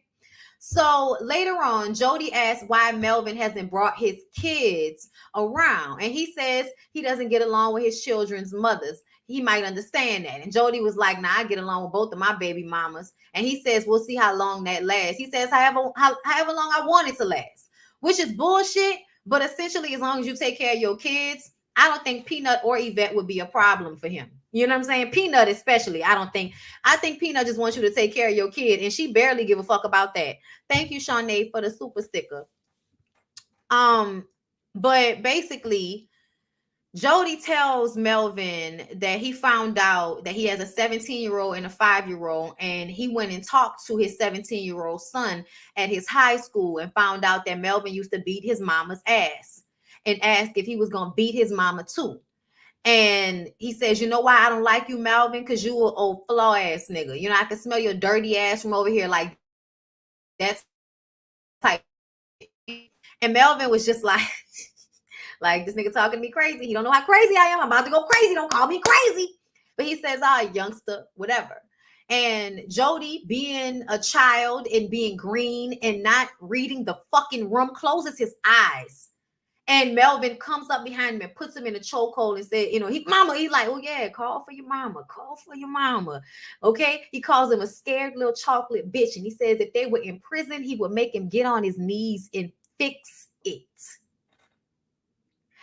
So when Juanita comes in blissfully happy, ignoring the fact that Jody is doing this, and Melvin is breathing all hard. And she's just like, what you doing? And then you keep going to say, okay, all right, stop, wash your hands. Like, just oblivious, blissfully ignorant to what was going on right there in the moment. I'm glad Juanita didn't have no daughters. I'm going to just say it like that. I'm glad Juanita didn't have no daughters, okay? Because that statement right there, oh, you still want to be with a nigga that basically told your son that he would, like, face, like he told your son that he would his face. Child, okay. See what I mean? Like, nobody wants Juanita to leave Melvin in this movie. But in real life, if a nigga said some shit like that, that should give you some pause. First of all, why was it okay for Melvin to insinuate his willingness to assault a man and gloss over the abuse allegation? Now, I'm going to remind y'all that Melvin said he didn't have his dome straight. But I'm going to also remind y'all that he got a 5-year-old. And something makes me feel like you're not in those women's lives because you beat them. So to me, you've now moved on to Juanita, and y'all gonna, basically forget about the children that you didn't left behind because you used to beat their mama. Yeah, when he licked his head, that was hilarious to me. So yeah, problematic as fuck. We're ignoring all of that, right, Juanita? Okay, because all that matters is that she's happy. That's all that matters. Jody goes to see Pandora, and she asks where he and Yvette live, and he says they don't live together. She says, you ain't gotta lie. I know y'all live together. Y'all, Pandora's house was so cute. Pandora's house was so cute. She had a fire going. She had candles. She was like, yeah, aromatherapy. And I feel like they framed Pandora like she was some temptress, right? Because she was like, listen, we ain't gotta talk. I just want some dick. Isn't it funny how when a woman comes up to a man and just lets him know straight out what she wants from him, he runs like a bitch? But if he was there and it was like coercion in a way, like if he had to convince Pandora to let him fuck, then it would have been different. The vibe would have been different, because essentially, Jody, you've been cheating on Yvette this entire time. And now that Pandora is telling you she wants some dick, you're thinking about how she works with her. Now you feel like it's wrong. You feel like her must be trying to fuck you to make your girl mad now. Now you're thinking about that. You didn't think about that on the way to her house. You didn't think about that all the times you was flirting with her. You wait until that girl put a condom on and slid on your dick before you pushed her off and then called her a hoe. No, he didn't call her a hoe. She called him a hoe. But he said something that was disrespectful to her. He was just mad disrespectful, And I was just like, so you mad? Yeah, it's very much reminiscent of Boomerang. It was all cool when you was out here slinging your penis to any and everybody, when you was manipulating them. But as soon as you known for being a hoe and now a woman come and look for that dick, now you running scared. Okay? Their interaction was very problematic. Okay, he gets up to leave and she says this is just between them. She puts his hand on her ass and tells him to come get this pussy, and she sits on it, but he can't do it. And I said they make Pandora seem like the temptress, but like she calls him when he leaves, he's a hoe. She was like, "You hoe." I was like, "Yeah, because you are." So the next day, Pandora is being a messy bitch, feeling slighted, but she didn't say anything. She just stared at Yvette all day. She didn't say anything to her, though. But this is how you know that it's not Pandora's fault. Like, if Pandora wanted to blow up the spot, but what happens? They do a little, lesbian joke about her. She must be a carpet muncher, some disrespectful, homophobic shit. And then he asked Yvette if she's going to cook. Mind you, he still doesn't have a 9-to-5 job. So I don't know what Jody's been doing with his day all day, but he's been riding around in her car. He picks her up and then asks if she's going to cook. She says no. He calls her lazy after she just got off from work. They glazed over it because we're going to Lucy's. Okay, so we go to Lucy's. And then she insists on paying for the food that I'm sure is not that much. That bothered me. Why are you insisting on paying for the food? So when I see posts, when y'all talking about how, women only want men for their money, I'm like, bitch, where are these women and where are these men that have all of this money for us to be only looking for? Where are they? Because I don't see them. I see a whole bunch of lower middle class niggas that need somebody to come in and split the bills with their ass. That's what I see most of. Or some of y'all that do have money, but y'all stingy and y'all like to use y'all money over y'all women as a way to control them. Okay? So this whole conversation that I'm hearing cycling that women only want men for money. Meanwhile, you got Yvette sitting up here, this nigga riding around in her car that she paying a note on. He asking her to cook, telling her she lazy for not wanting to cook, and then she insists on paying for the food, and he like, all right, have it then. What the fuck is that? No, nigga, you insist on paying. You insist on paying. Oh my God, I clocked that. That annoyed me. Anyway, I'm sorry. Triggered.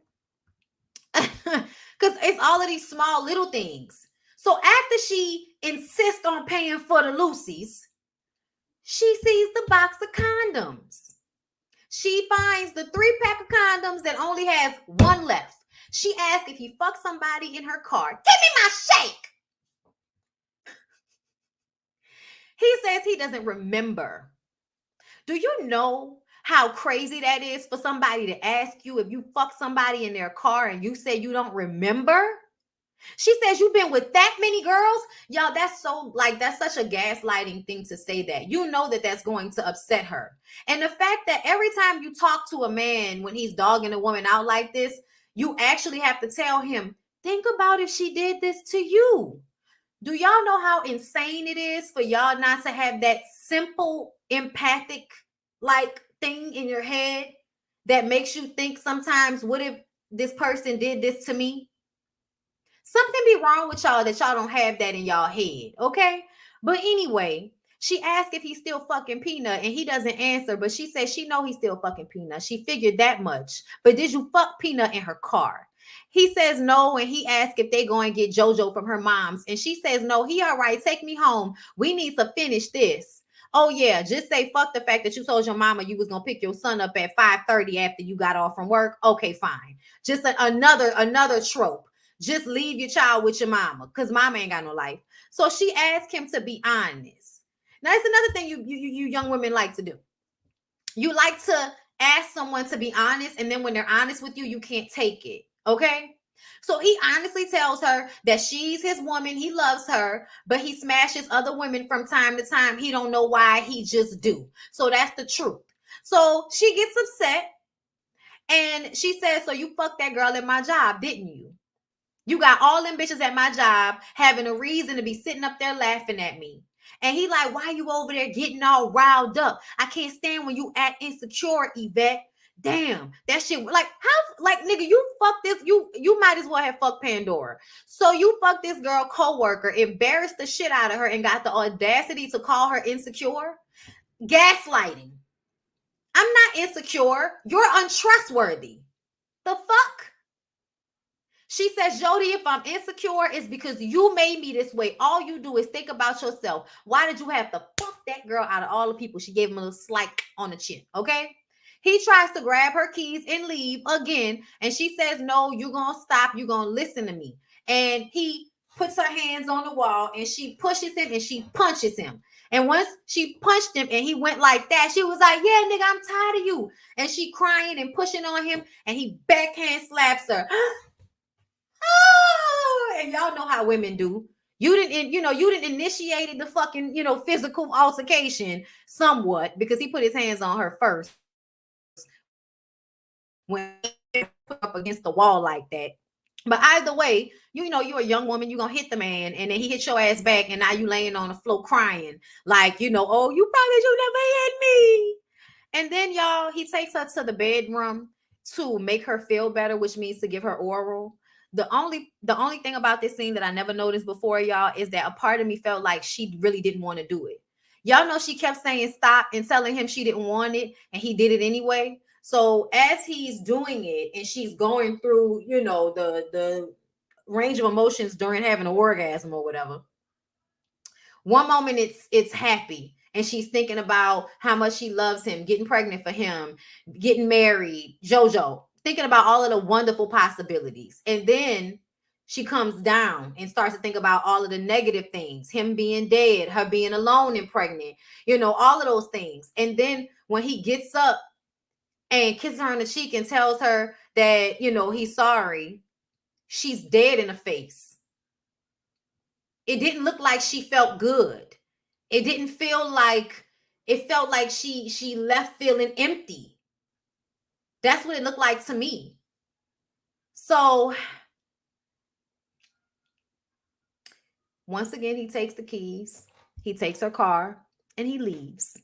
And this is starting to become abuse to me. The way he will disrupt her emotionally and then take her car, leave her in the house like punishment or something, and then go home to his mama house to like mentally leave her and everything that they have going on at her house and on her. So fucked up, right? Thank you, Sassy Brown, for the super chat, girl. I'm seeing every scene with this narrative. Girl, it is like, oh my God. It's crazy when you watch it back, child. Jody, my Jody. Okay. So he wakes up the next morning doing another childlike activity of eating cereal and watching his morning cartoons when he realizes that Yvette's car isn't sitting in the driveway. So Mama, first thing. Then he calls her and says that, you still got that track on your phone. Okay, well, we can call the cops. We got to let them know what's up. And she said, ain't nobody stole my car. I stole my car, Jody. And we see that her eye is black. This nigga got on his bike and rode at full fucking speed to her house to kick and beat on her door about taking his car. She says, your car. He said, yeah, if it's not my car, give me the money I spent on the Daytons in the tent. You mean all of the shit that she didn't ask you to do? The only thing she probably asked you to do was to fix the engine. And because you the one driving her fucking car all over California every day, it seems as though you might, want to help her out and fix the car that you take ownership of. The audacity of you to tell her to give you the money back. Nigga, she pays the fucking note and the insurance. And you put tint and Dayton's on the car one time, ride it every day, take it from her, and then you rolled over to her house in your fucking bike that has nympho on it. Did anybody notice that? Never noticed that until last night. His bike has nympho on it. And he built his bike, right? Why wouldn't a nigga that know how to build bikes have like a bike store? Try to figure out how to do something like that. No, you want to sell stolen clothes, right? He building bikes and shit for the kids in the neighborhood. Her neighbor comes outside, stop kicking on the damn door. Her son comes out of the bedroom screaming for his daddy. And then the nigga says, why are you trying to keep me from my son? Because she stops her son from going and opening up the door and letting him in. Because he just blacked her eye and he's trying to kick her fucking door down because she took her car back. And then tells her, why are you trying to keep me from my son? Even though you didn't give a fuck about your son. The only thing you cared about was her car. I would be asking, so do you want Yvette or do you want her car? Because if that's the case, you selling your little clothes. Please save you a couple of $1,000s and go buy you a fucking car and leave this lady alone if that's all it's going to take. What? He going to tell her, you know what, Yvette, fuck you. She says, after all this shit I put up with you, nigga, fuck me, fuck you.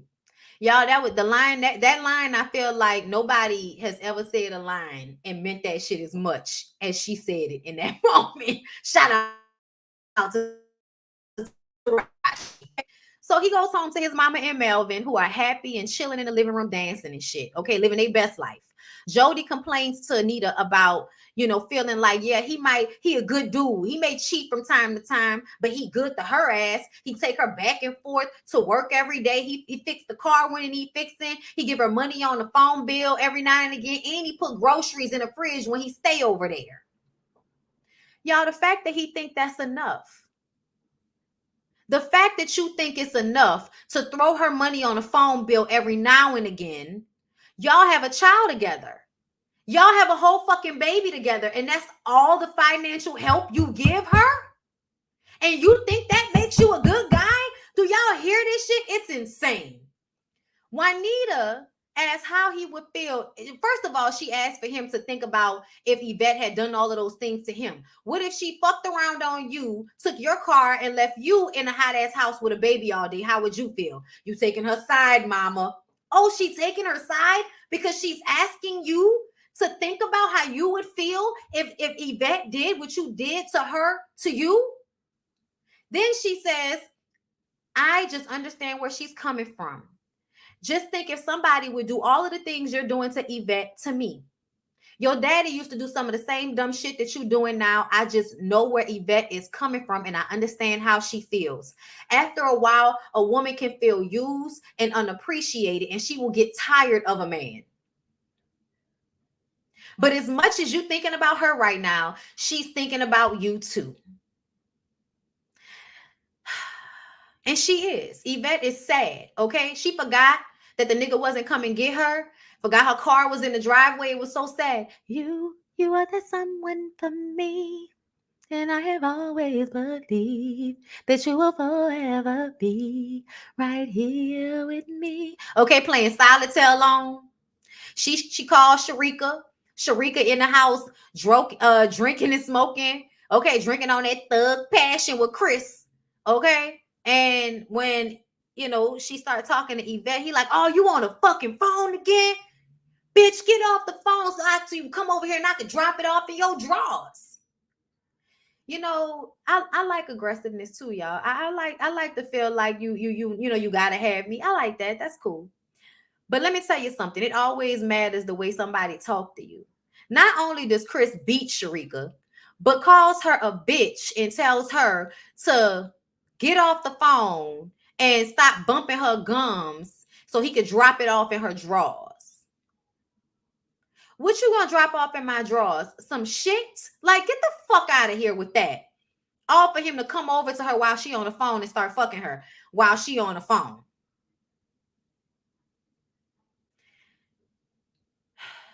Then Rodney come knocking at the door and just pushes his way into Yvette's house. Talking about you got some food in this motherfucker.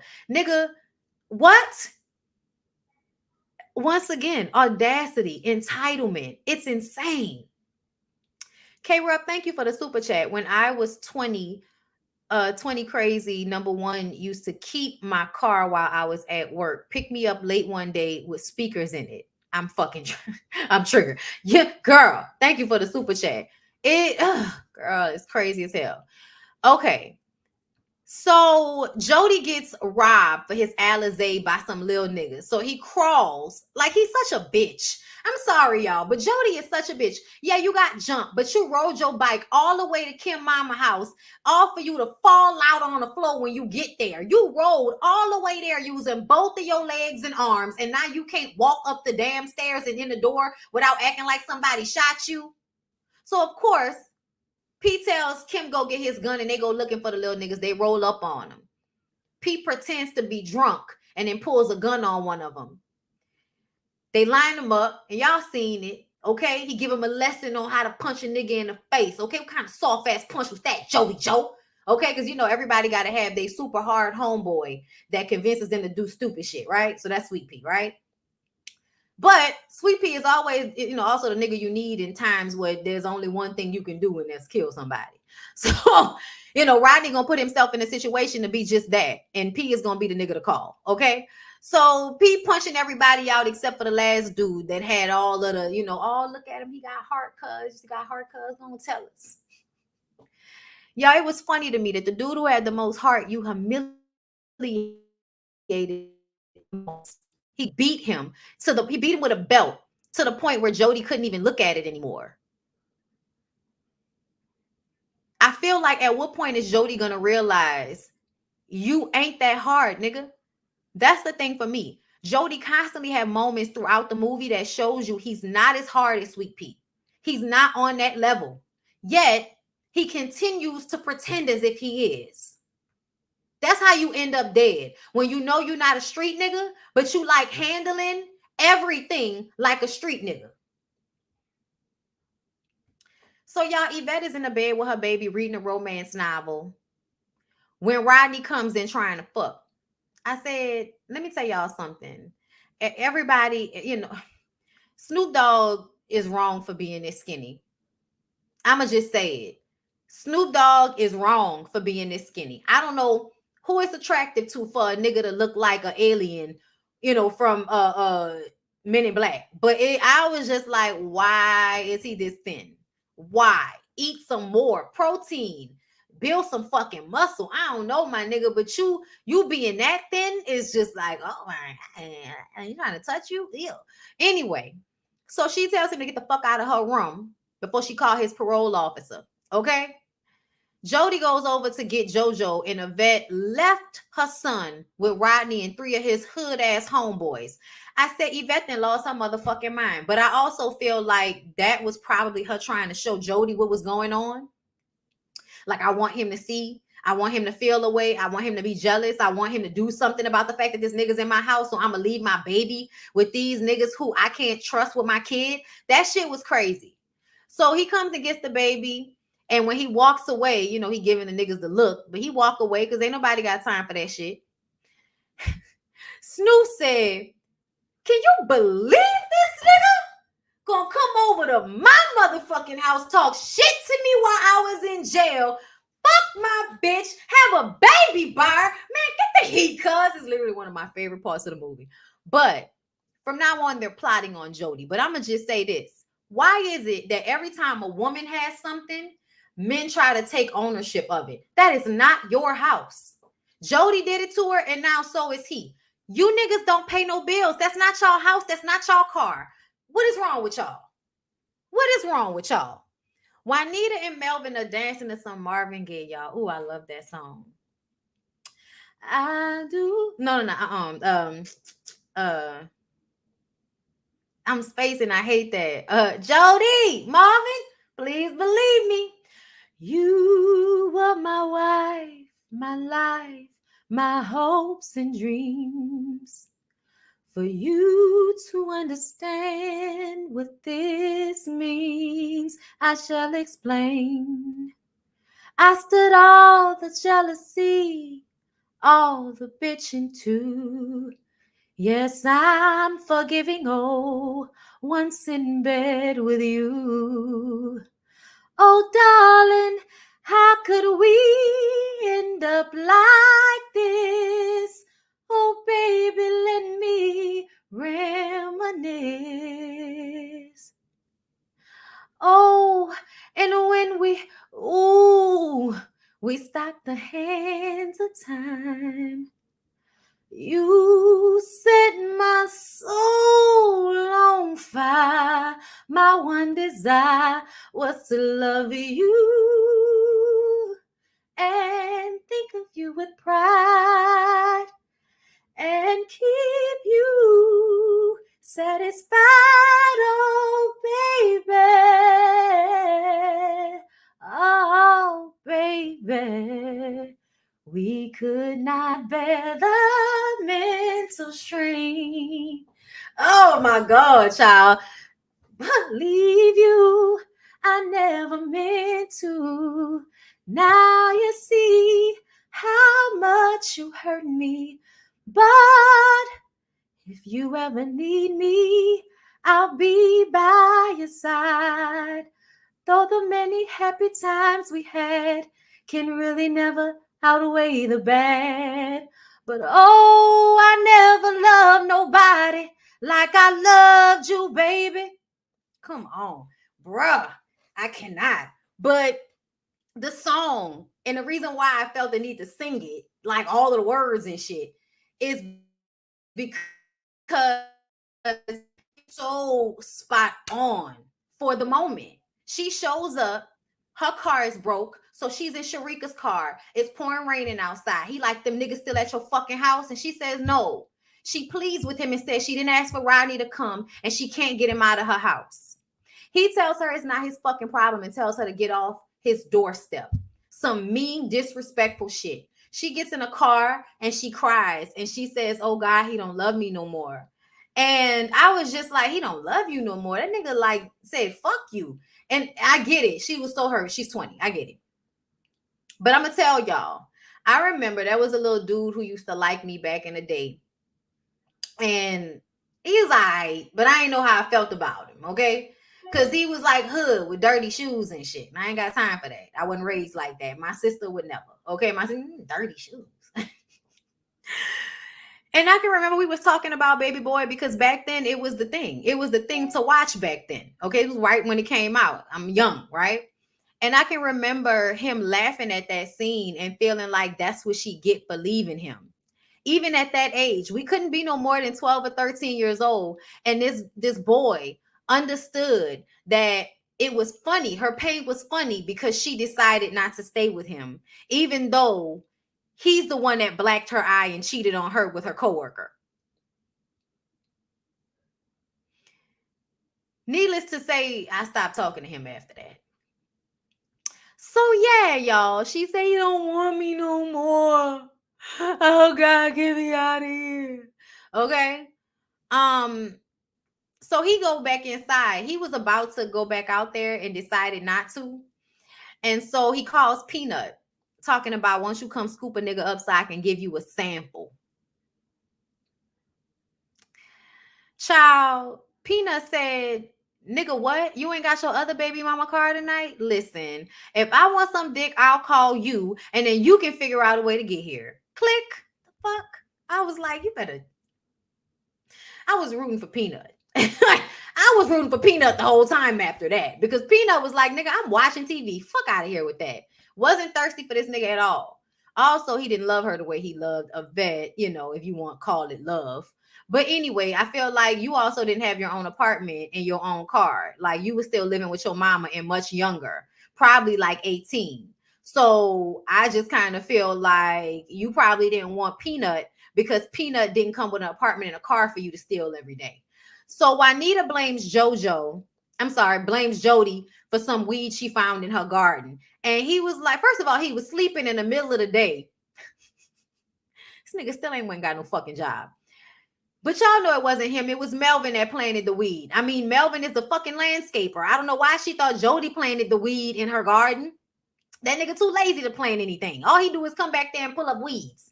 But she blamed him, go off on him. They wait for Melvin to get there. Melvin comes in, says it was him, says it was a mistake. It'll never happen again. Kicks her all nasty in the mouth. And then she says it's fine. This pisses Jody off because once again, he feels like you got a different set of rules for your nigga than you have for me. And I'm your fucking son.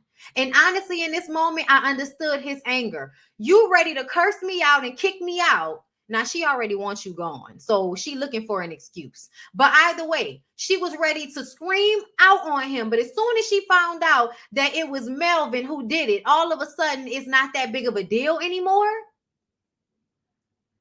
But there he go with the fake bravado. And he says, "This is my house too." And she asks, "Your house?" And this is when she flipped the fuck out on him.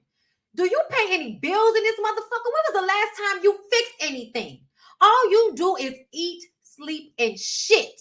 Walking around here acting like you King Tut or somebody. Ain't no guess whose house this is. This is my house, mine. And if I want to bring a man all up and through here, I'll bring a man all up and through here. That's my set, not yours." Went off on it. Okay, flip the fuck out. Melvin comes in, whoo-hoo, laughing and shit, right? Jody makes the mistake of thinking he could, go back and forth with Melvin. And Melvin tells him, "You got an Oedipus complex. You think your mama is your woman, but this is my woman." Jody didn't like that shit. Jody goes over to him and says, "I got heat for niggas like you, cuz pretending to be tough. You know you're not as tough as Melvin. So why are you pretending to be as tough as Melvin?" So he pushes Melvin when Melvin blew a kiss at him. And Melvin punched his ass so hard that he went across the room and fell into the coffee.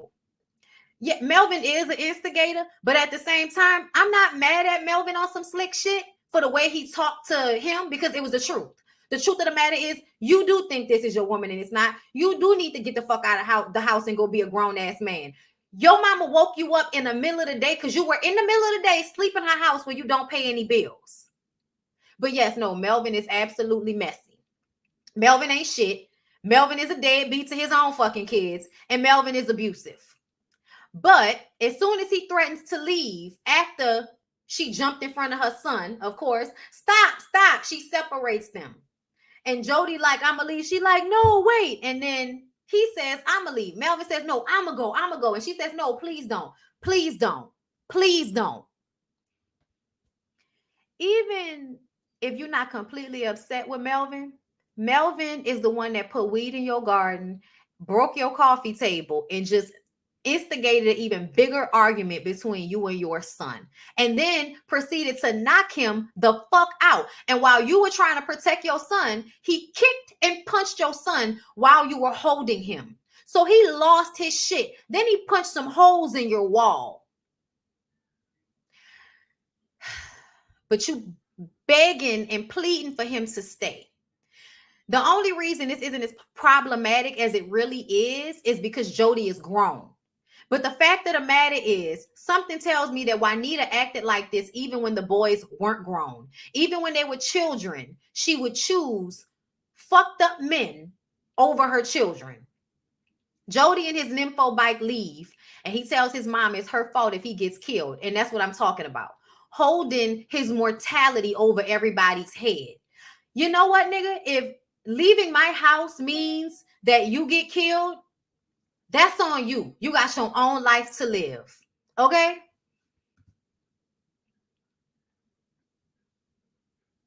Juanita is 40-year-old Yvette. DeQuasia, thank you for the super chat. From watching the movie constantly, I was always on Melvin's side because Jody was always testing him for no reason other than him being jealous. Yeah, and of course, that's how we all felt. But the truth of the matter is, Melvin showed himself to be just as incapable of controlling himself, which means at some point, Jody could absolutely be right. When Jody is no longer in the household and he's not an issue for Melvin and Juanita's relationship, and then they start to argue over regular shit like normal people do, and Melvin starts to go and spend a little bit too much time out with his homeboys and they get into it, then what? How is he going to handle conflict with Juanita if this is the way he handles it with her son? Either way, he apologizes and says, "I'm sorry, I fucked up." She laid on top of him ass naked and cried all night over her son.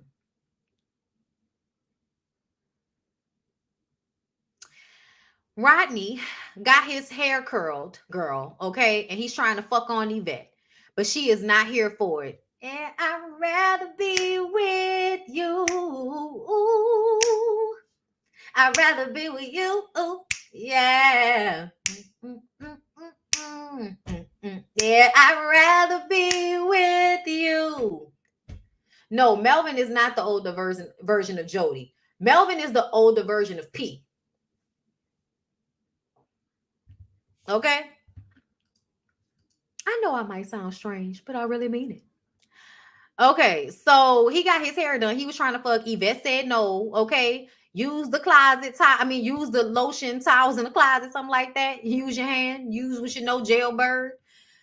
Rodney, the next morning she like, you got to get the fuck out of here, Rodney. You got to go somewhere. I don't give a fuck where you go, but you got to go. Then he kicked over her baby Fort, and he was like, I hate you. And I said, so y'all notice that Yvette tells Jody that she hates him all the time, which is why her son is now mimicking I hate you to Rodney, who then says, I hate you too, little nigga. You ain't my son.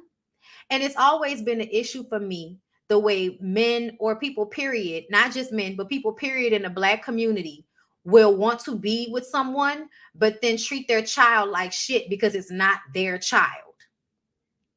I don't like that. And I don't think that that is a good quality for any man to feel that way about your child, that because it's not his, who gives a fuck. Yeah, I think in women too, women who don't give a fuck about the way these men don't take care of their children. But then as soon as he leaves you to be a single mother with no fucking help because you ain't in a good spot with him anymore, then all of a sudden you become, a part of when them girls are trying to warn you he wasn't shit. Child, anyway. I'm sorry, y'all. I went on a fun tirade. So Rodney attempts to grape juice Yvette in front of her son, but he decides that he's not that fucked up. Okay, not in front of the little boy. Okay, which is another thing that I find for Nat, almost fantastical and not realistic. Because if he was willing to do it, he would have been willing to do it in front of her son anyway. But anyway, or he could have closed the door, locked the door, and did it anyway. You know what I'm saying? I don't know, but we just gonna, feel like Rodney wasn't that fucked up. Okay. So she goes over to Kim's mama house to see Jody playing dominoes with Sweet Pea. And she got her hair done, new weave, trying to look cute. She sit down next to him, he ignoring her. So eventually she gets up and runs away, all disrupted, knocks the chair over. Where you going, Yvette? Can't stand the way these niggas talk, okay? And she was like, why are you trying to act all hard and stuff like you don't miss me? You don't know what I've been going through these past couple of days. And then she tells him that Rodney tried to grape juice her in front of JoJo and she was by herself. And now he felt bad. And now him and P gonna plan to take him out.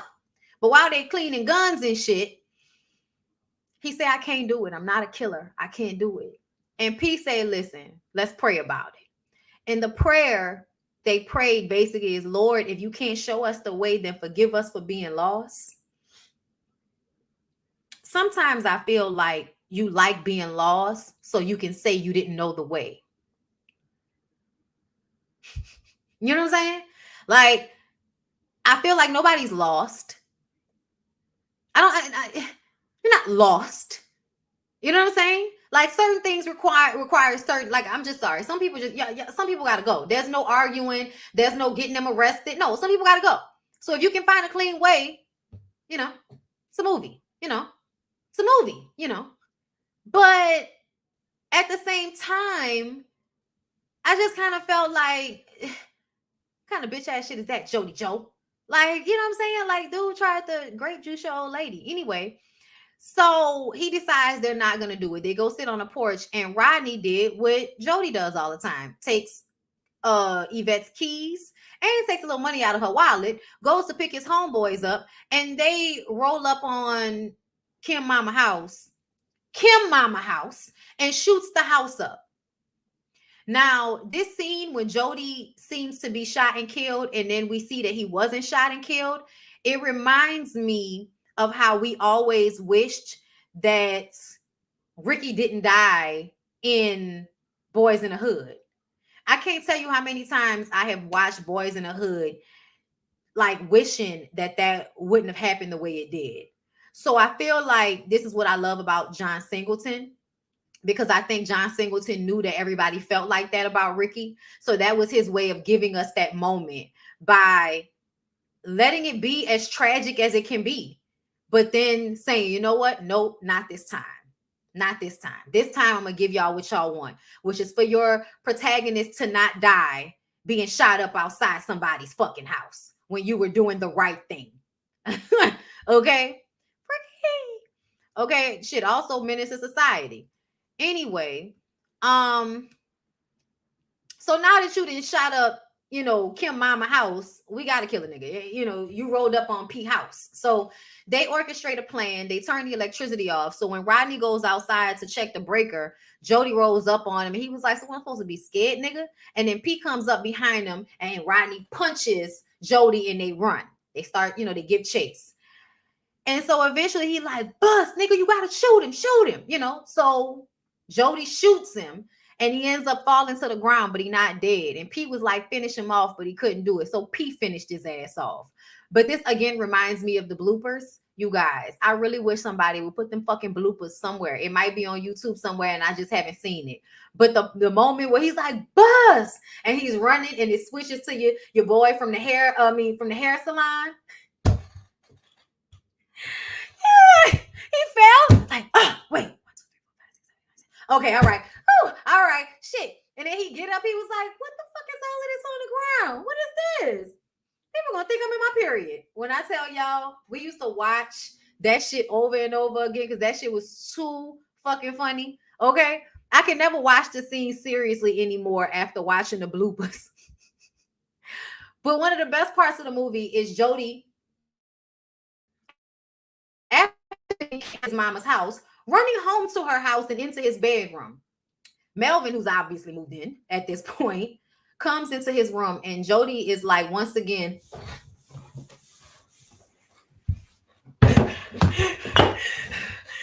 like just over dramatization like a motherfucker. But he see Melvin coming there. He got the sweat and the tears rolling down his face. The gun is in his hand and he cocks the shit on Melvin. When Melvin walked up to him, Melvin said, and he take a towel that was on the chair and he take Jody's hand with the gun in his hand and puts the gun in his hand. I knew somebody would find the bloopers. Put it in the comments. He puts the gun in his hand, like he puts Jody's hand with the gun in his hand with the towel. And he takes his finger off the trigger. Do you know how fearless a motherfucker gotta be to take somebody else's finger off of a trigger after they cocked the gun on them? Melvin didn't know if Jody had actually killed somebody and did the kill shot. He might as well, even though he didn't. But either way, he wipes the gun. Jody, as soon as Jody let the gun go, it was like he felt so much relief.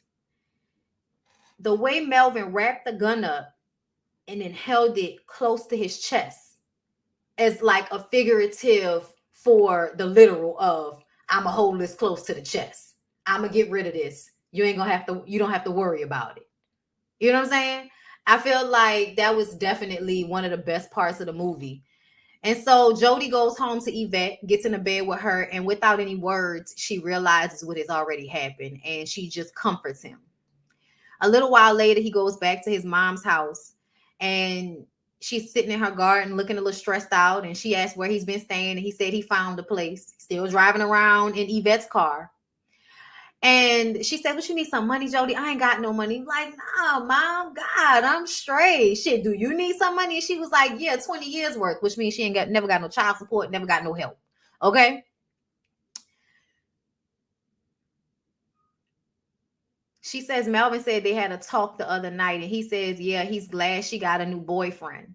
And she tells him, because he was like, I'm a rider for mine, once again with the fake, boisterousness.